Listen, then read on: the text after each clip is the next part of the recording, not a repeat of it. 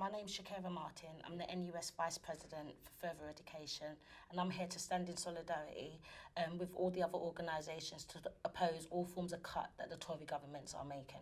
Okay, brilliant.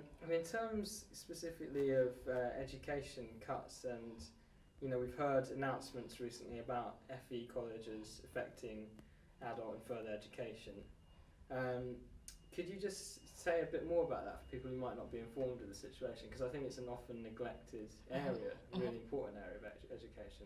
Yeah, so basically the Tory government really doesn't understand further education. They don't value it, and they don't understand the need within communities for education for the local community. So we are under extreme attack left, right and centre, starting with the 24% cuts that they're making to the sector, which is resulting in course closures and redundancies within our institutions. That's in addition to the £900,000 extra cuts that they want to make within the sector.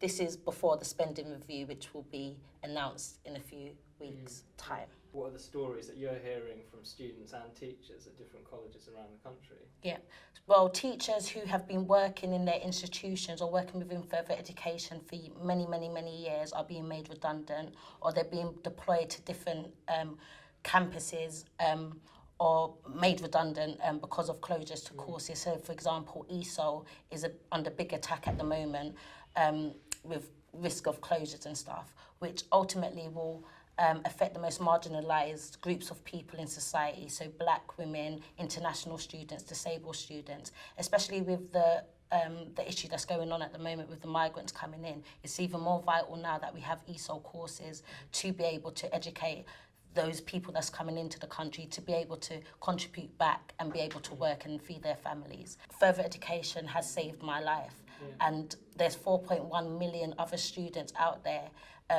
who need saving and who need further education to be able to better themselves. So the cuts that they're making, it's not just closures to colleges and closures to courses and staff being made redundant, but ultimately leaving students in a hole of deprivation. I've also heard student activists and the National Union of Students talk about prison education and the value of that. Can you say a little bit about that? Definitely. So prison education is one of my priorities within my remit for this year. And I really do believe that education should be accessible for everybody. And I feel that education should be a part of the rehabilitation process in prisons. And again, prison education is under attack. I think it's around 3 to 4% reduction that they're going to have.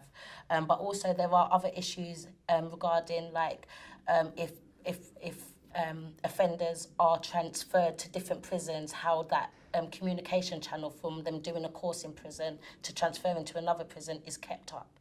So I do think that prison education is a vital necessity and is vitally important in the rehabilitation process for offenders to be able to come back into society and move into employment.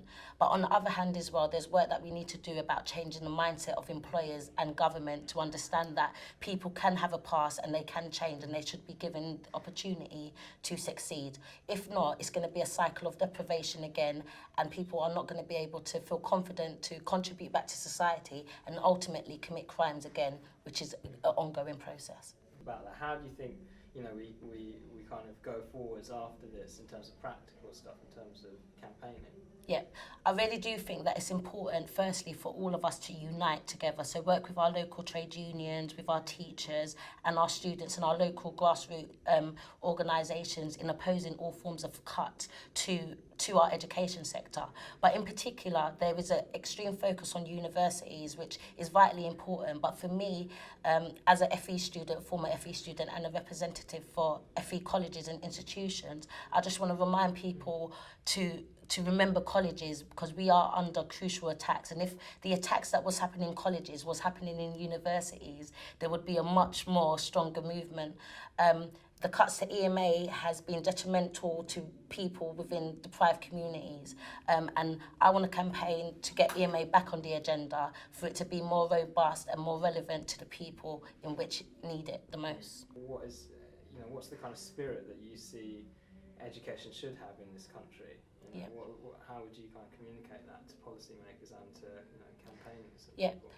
Well, firstly, I think that money needs to be invested into education, all forms of education, from primary education up to university education. My motto is for FE, my acronym is FE, free education, further education for everyone. That's no matter if you've got a level 1 or a PhD or a master's. I believe that education should be a right, and everybody should have the right to reach their full potential. But what I've seen and what I can every day I'm understanding is that what the government is doing is using education as a barrier to not let people like myself be able to reach positions like NUS Vice President.